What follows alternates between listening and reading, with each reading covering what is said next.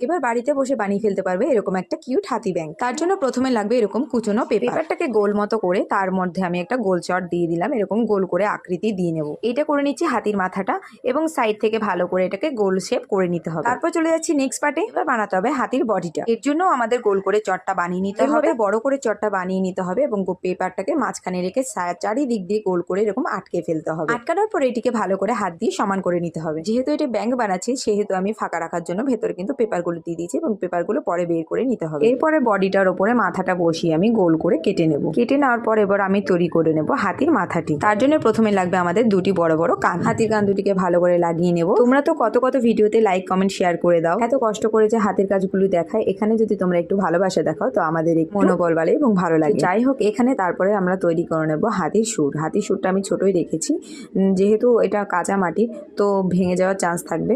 এটা পরে পুড়িয়ে নেব, বাট ছোট থাকলে কি চান্স থাকবে না ভাঙার।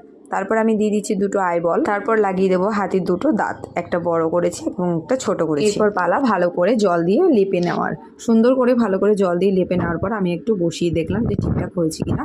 এরপর আমি বডিটা অংশটা ঠিক করে নেব একটু হাত দিয়ে লেপে লেপে। হাতিটাকে কিউট দেখানোর জন্য এখানে আমি একটা নেকলেস পরিয়ে দিলাম। এরপর এই পর্যায়ে আমাদের কিন্তু একটু রোদে রাখতে হবে। রোদে রাখলে একটু টাইট হবে। টাইট হওয়ার পর কিন্তু ভেতর থেকে এভাবে কাগজগুলো একে একে বের করে নিতে হবে।